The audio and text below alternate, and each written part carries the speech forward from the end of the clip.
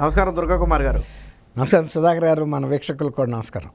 తాజాగా జగన్మోహన్ రెడ్డి గారి అక్రమాస్తుల కేసులకు సంబంధించి సుప్రీంకోర్టులో అయితే కొంత ఇబ్బందికర పరిస్థితులు ఎదురైనట్టుగా కనపడుతున్నాయి.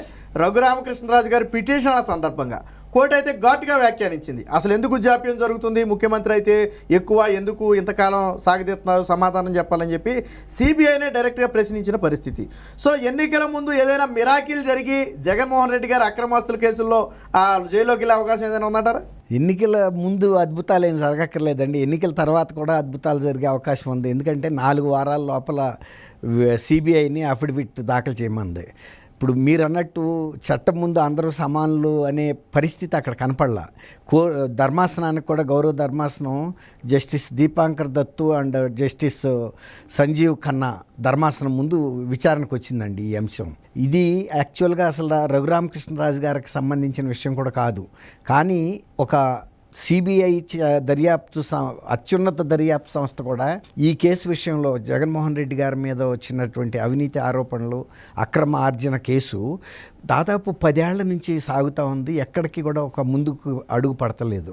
ఒక రకంగా చెప్పాలంటే ఉదాహరణతో వివేకానంద రెడ్డి గారి హత్య 5 ఏళ్ల క్రితం జరిగి ఇప్పటికి ఎలా పరిస్థితి ఉందో ఇది కూడా 10 ఏళ్ళ, దానికన్నా డబుల్ ద టైం అనమాట.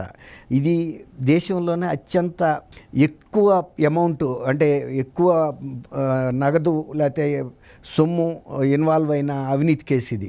తర్వాత గతంలో సర్వోన్నత న్యాయస్థానం రాజకీయ నాయకుల మీద వచ్చిన అవినీతి కానీ, లేకపోతే క్రిమినల్ కేసెస్ కానీ, సివిల్ కేసెస్ కానీ ఏవైనా సరే, లేకపోతే ఎలక్షన్ అట్రాసిటీస్ కానీ వితిన్ 1 ఇయర్ లోపల సాల్వ్ చేసేయమని చెప్పింది. అవసరమైతే స్పెషల్ కోర్ట్స్కి రిఫర్ చేయమంది. కానీ ఏది కూడా దీనికి వర్తించలా. అట్లాంటప్పుడు ఈయన త్రిబుల్-ఆర్ గారు రఘురామకృష్ణరాజు సుప్రీంకోర్టులో ఒక పిటిషన్ వేశారండి. ఇది 10 ఏళ్ల నుంచి జరుగుతుంది. రెండోది ఏంటంటే అసలు సిబిఐ హైదరాబాద్ కోర్టులో ఈ కేసు పురోగతి జరగట్లేదు కాబట్టి అసలు ఈ సిబిఐ హైదరాబాద్ కోర్టు నుంచి జగన్మోహన్ రెడ్డి గారి అక్రమార్జన కేసుని వేరే రాష్ట్రానికి బదిలీ చేయమన్నారు. మనకి ఇక్కడ ఇంకొక ఉదాహరణ ఏంటంటే సునీతారెడ్డి గారు కూడా, డాక్టర్ సునీతారెడ్డి గారు వాళ్ళ నాన్న వివేకానంద రెడ్డి గారి హత్య విషయంలో కూడా ఒక సంవత్సరం 2 ఏళ్ళు అయినా కూడా పురోగతి లేని టైంలో ఆమె ఆంధ్రప్రదేశ్ పోలీసుల నుంచి, ఆంధ్రప్రదేశ్ కోర్టు నుంచి తప్పించి వేరే రాష్ట్రానికి బదిలీ చేయమన్నప్పుడు కూడా అది బదిలీ చేశారండి. తెలంగాణకు బదిలీ చేశారు. అది ఇంకా ముందుకెళ్ళిందా లేదా అనేది తర్వాత మాట.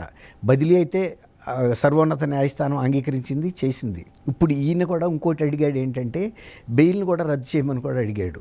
ఎందుకంటే 10 ఏళ్ల నుంచి ఆయన బెయిల్ మీద ఉన్నాడు. అసలు అసాధారణం అనమాట. ఇప్పుడు ఆంధ్రప్రదేశ్లో లేని అవినీతి కేసుని చంద్రబాబు నాయుడు గారి మీద పెట్టి సుప్రీంకోర్టు రాక వెళ్ళి బెయిల్ ఇవ్వకూడదని ఆయన ప్రభుత్వం పోరాడింది. తను సొంత కేసెస్ విషయంలో ఎంత గమ్ముని కూర్చున్నారంటే నిన్న సుప్రీంకోర్టు ధర్మాసనం వీళ్ళ లాయర్ సిబిఐని అడుగుతున్నప్పుడు సిబిఐ కూడా సమాధానం చెప్పలేని పరిస్థితిలో పడింది. ఇక్కడ ఏమైనా రాజకీయంగా ఉన్న అధికారం ఏమైనా అడ్డం పడుతుందా అన్నప్పుడు లేదు అని కూడా సిబిఐ చెప్పలేని పరిస్థితిలో నీళ్లు నమలాల్సి వచ్చింది. ఎందుకంటే అది వాస్తవం కాబట్టి, అడ్డుపడుతున్నారు కాబట్టి. అప్పుడు అడుగుతారు కదా, లేదు అంటే మరి ఎందుకు ఆగింది అని అడుగుతారు కాబట్టి వాళ్ళు మౌనం వహించారు. అంటే మౌనం అర్ధంగీకారం అని ఫర్దర్గా ధర్మాసనం ఇంకా ఇతర క్వశ్చన్లు వేయటానికి ఆస్కారం లేకుండా పోయింది. అయినా వాళ్ళు అక్కడ ఆగలేదు. ఇది ఖచ్చితంగా ఇంతకాలం జరుగుతుందంటే రాజకీయ అధికారాలు అడ్డం పడుతున్నట్టు అర్థమవుతుంది. మీరు అటువంటి అవకాశం ఇవ్వటానికి వీలు లేదు. మీరు ఇన్ని రోజులు మౌనంగా ఎందుకున్నారు, 3000 సార్లు వాయిదా పడినప్పుడు అని అడిగింది. అప్పుడు రఘురామకృష్ణరాజు గారి తరపు లాయర్ ఏం చెప్పారంటే, గతంలో కూడా ఈ గౌరవ న్యాయస్థానం ధర్మాసనం సిబిఐని అఫిడవిట్ వేయమన్నప్పటికీ కూడా వాళ్ళు లైట్గా తీసుకున్నారు, ఏం వేయలేదన్నప్పుడు మళ్ళీ అది ఆ ప్రశ్న కూడా అడిగింది. మీరు కిందసారే మేము ధర్మాసనం అడిగినప్పుడు మీరు ఇప్పుడు వరకు ఎందుకు వేయలేదు, అది మీ వైపు నుంచి కూడా వైఫల్యం కనపడుతుంది, ఎందుకు మీరు ఇట్లాంటి మెతక వైఖరి అవలంబిస్తున్నారు, ఆ కోర్టు దృష్టికి కూడా తేవాలి కదా, ఈయన ఇన్ని వాయిదాలకి రాకున్నప్పుడు కేసు ముందుకు వెళ్ళలేకపోతుందని ఇక్కడ మాకు చెప్పలేదు, మీరు అక్కడ కూడా ప్రస్తావించకుండా ఇంతకాలం ఇంత అంటే ప్రతిష్టాత్మకమైన దర్యాప్తు సంస్థ, దేశంలోనే అత్యున్నత దర్యాప్తు సంస్థగా మీకు పేరుంది, ఈ కేసులో మీరు ఎందుకు పురోగతి సాధించలేకపోయారనేది అడిగింది.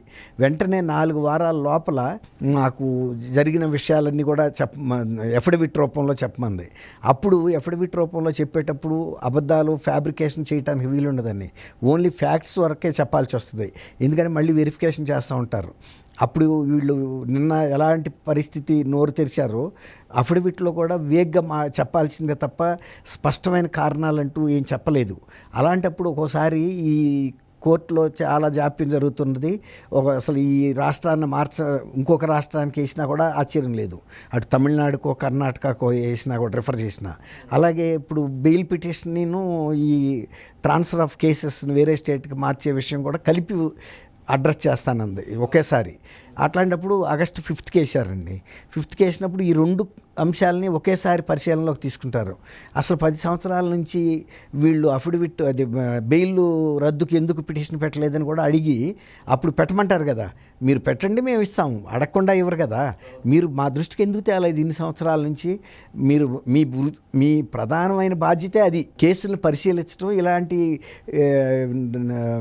ఇదేది మన బెయిల్ పిటిషన్లు కనుక పెండింగ్లో ఉంటే, బెయిల్ మీద సుదీర్ఘకాలం నిందితులు తిరుగుతున్నప్పుడు బెయిల్ని రద్దు చేయమని అడగాల్సిన బాధ్యత మీది.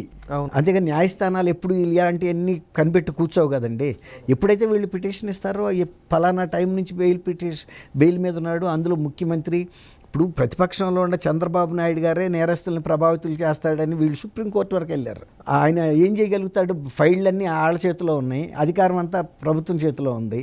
అది 4.5 సంవత్సరాలు అయిపోయింది ఈయన మాజీ ముఖ్యమంత్రి అయ్యి. ఎవరి మీద కమాండ్ ఉంటుంది? అసలు పెట్టడానికి కూడా 4.5 సంవత్సరాలు ఎందుకు పట్టింది? అది నిజమైన కేసు అయితే వెంటనే పెట్టాలి కదా. అలాగే వివేకానంద రెడ్డి గారిలో కనుక వివేకానంద రెడ్డి హత్య కేసులో చంద్రబాబు గారే ప్రథమ ముద్దాయి అయితే ఆయనకు తెలుసు కదా, ముఖ్యమంత్రి కాకముందే ఆయన ప్రతిపక్ష నాయకుడిగా ఉన్నప్పుడే చెప్పాడు, ముఖ్యమంత్రి అవ్వగానే ఫస్ట్ పెట్టాల్సిన కేసు అది కదా. అది వదిలిపెట్టేశాడంటేనే ఆయన చెప్తున్న అబద్ధాలని తెలుస్తుందిగా, ఎందుకు వదిలిపెట్టినట్టు. అట్లా ఈ కేసు విషయంలో ఎట్లా చూసినా కూడా జగన్మోహన్ రెడ్డి గారికి ఇబ్బంది అండి. ఇప్పుడు దాకా ఎవరు కదపలేదు. ఇంకోటి ఏంటంటే, ఇప్పుడు రఘురామకృష్ణరాజు గారు మీరు ఎవరైనా కోర్టు అడగల. పబ్లిక్ ఇంట్రెస్ట్ దృష్ట్యా ఇందులో ఒక ప్రాథమిక సాక్ష్యాధారాలు ఉన్నాయి. ఈయన ప్రస్తావించిన ప్రతి అంశం కూడా న్యాయశాస్త్రానికి విరుద్ధంగానే జరిగింది. ఇంత డిలే జరగటం కానీ, బెయిల్ మీద ఇంతకాలం ఉండటం కానీ, ఇది ఏ పౌరుడైనా ప్రశ్నించవచ్చు, మీరైనా ప్రశ్నించవచ్చు, నేను కూడా ప్రశ్నించవచ్చు. ఇప్పుడు న్యాయస్థానం దృష్టికి ఏమైనా అక్రమాలు అన్యాయాలు జరిగినప్పుడు ఏ వ్యక్తికైనా అధికారం ఉంది. కాబట్టి అప్పుడు అందే, ఎవరో వ్యక్తి వచ్చి మీరు చెప్పారాక మీరెందుకు స్పందించలేదని సిబిఐని అడిగింది. మీరుందే అందుకు కదా. ఇంత పెద్ద వ్యవస్థ ఉండి ఎవరో 3వ వ్యక్తి వచ్చి చెప్పారాక కోర్టుకు తెలియని పరిస్థితి అనేది ఎందుకు ఏర్పడింది అనేది ఒక రకంగా అయితే చాలా తల వంపులండి ఇది సిబిఐకి. ఎవరో వచ్చారాక వాళ్ళు ఏం చేసినట్టు? ఇంత పెద్ద వ్యవస్థ ఉండి తర్వాత కొన్ని ట్రంక్ పెట్టెల నిండా దర్యాప్తు నివేదికలు ఇక్కడ మురుగుతున్నాయి హైదరాబాద్ సిబిఐ కోర్టులో.